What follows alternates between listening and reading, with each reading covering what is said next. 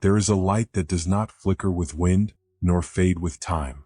It lives quietly within each of us, unseen but never absent.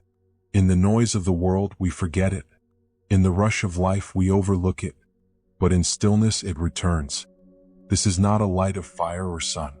It is the Buddha's light, the glow of awareness, compassion, and truth. This journey is not across mountains or oceans. It is inward. A path walked in silence, felt in breath, and seen in moments of clarity. In the next few minutes, we will explore this light. Through stories, reflections, and timeless wisdom, we'll uncover the strength of stillness, the grace of flow, and the power of compassion. You do not need to believe. You only need to listen. Let the light guide you. Let the silence speak. This is your journey. This is Buddha's light. A young monk once asked his teacher, "How do I find enlightenment?" The teacher handed him a candle and said, "Light it and sit in the dark." The monk did as he was told. Hours passed. Nothing happened. But in the silence, he began to notice the flicker of the flame, the rhythm of his breath, the stillness of the room. And suddenly he understood. Enlightenment wasn't something to find, it was something to feel. The candle didn't change the room. It revealed it. Before the sun rises, before the world stirs, there is a light that waits. It does not shine from the sky, nor flicker from a flame. It lives within us, quiet, patient, eternal. The Buddha's light is not loud. It whispers. It does not blind. It reveals. In the stillness of morning, when breath is slow and thoughts are few, we begin to notice it. This light is awareness. It is clarity. It is the gentle reminder that we are more than our worries, more than our roles, more than our past. To awaken is not to become something new, but to return to what has always been. The lamp of truth, hidden beneath layers of noise and distraction, begins to glow. We do not need to chase it. We only need to stop, to breathe, to listen. And in that sacred pause, the light rises. It fills us, not with answers, but with peace. The journey begins not with movement, but with stillness. And in that stillness, we remember who we are. In a small village, a bamboo bridge stretched across a river. Every year, the floods came and washed it away. And every year, the villagers rebuilt it, not stronger, but more flexible. One elder said, "We do not fight the river. We learn its rhythm. Time is a river, ever flowing, never still. We stand at its edge, watching days drift by like leaves on the surface. Some we try to grasp, others we let slip away. But the river does not pause. It moves with purpose, with grace, with inevitability. In its current, we learn the art of surrender. The Buddha's light does not resist the flow, it dances within it. It reflects in every ripple, every wave. To live mindfully is to float, not fight. To bend, not break. Water teaches us resilience. It carves mountains not with force, but with patience. It adapts to every shape, every obstacle.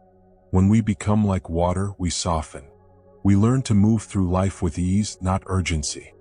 Suffering comes when we cling. Peace comes when we release. The river carries us if we allow it.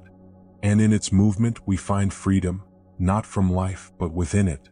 The light flows with us, guiding us gently, reminding us that every moment is both a beginning and an end.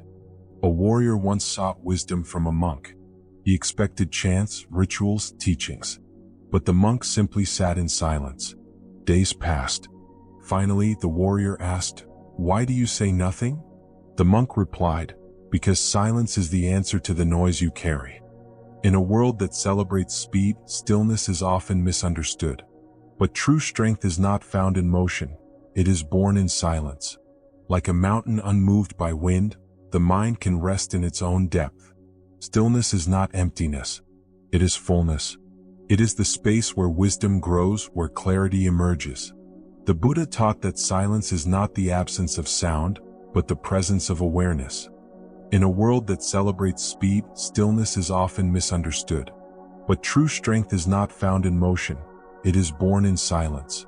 Like a mountain unmoved by wind, the mind can rest in its own depth. Stillness is not emptiness. It is fullness. It is the space where wisdom grows, where clarity emerges. The Buddha taught that silence is not the absence of sound, but the presence of awareness. In stillness we do not retreat, we prepare. We become ready to act with intention, to speak with kindness, to live with purpose. Stillness is strength, and in that strength we find peace. When we sit in meditation, we do not escape the world. We return to it more whole. In the quiet, we meet ourselves. We see our thoughts without judgment. We feel our emotions without fear. Stillness is not weakness. It is power. It is the ability to remain grounded when everything else shifts. A quiet mind sees clearly. A still heart loves deeply. The light within us shines brightest when we stop chasing shadows. In stillness, we do not retreat, we prepare. We become ready to act with intention, to speak with kindness, to live with purpose. Stillness is strength, and in that strength we find peace. Compassion is not weakness. It is strength wrapped in gentleness. In a world that often responds to pain with more pain, compassion is the quiet force that breaks the cycle. The Buddha taught that true compassion begins with understanding that every person we meet is carrying something we cannot see. When we respond to anger with kindness, to fear with patience, we do not lose power, we gain peace. Compassion is not about fixing others. It is about being present with them. It is the soft gaze, the listening ear, the hand that does not judge. And just as we offer compassion to others, we must offer it to ourselves. Too often we are harsh with our own hearts. We criticize, we compare, we carry guilt. But the Buddha's light reminds us, you are worthy of kindness. You are worthy of peace. Compassion is the way, not because it solves every problem, but because it transforms how we walk through them. When we live with compassion, we become a refuge for others. And in offering peace, we find it. A student asked the master, "Why can't I see my true self?" The master handed him a mirror covered in dust. "Clean it," he said. As the student wiped the surface, his reflection slowly appeared. The master smiled, "Your mind is the same. When you remove the dust of ego, fear, and distraction, you begin to see clearly." Clarity is not something we find, it's something we uncover. Beneath the layers of thought, emotion, and identity lies a still, knowing presence. The Buddha taught that the mind is like a mirror. When clean, it reflects truth. When clouded, it distorts. We often look outward for answers, for validation, for peace. But the real journey is inward. To see clearly is to recognize the illusions we carry, the stories we tell ourselves, the masks we wear, the fears we feed. Ego whispers that we must be more, do more, prove more. But the Buddha's light reminds us, we are already enough. When we sit in silence, when we breathe with intention, the dust begins to settle. We see our thoughts without judgment.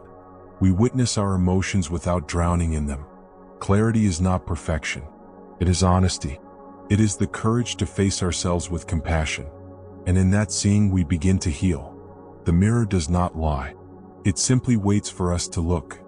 A monk carried a heavy rock everywhere he went. One day, a child asked, "Why do you carry that?" The monk paused, then dropped the rock. "I forgot I could let go," he said.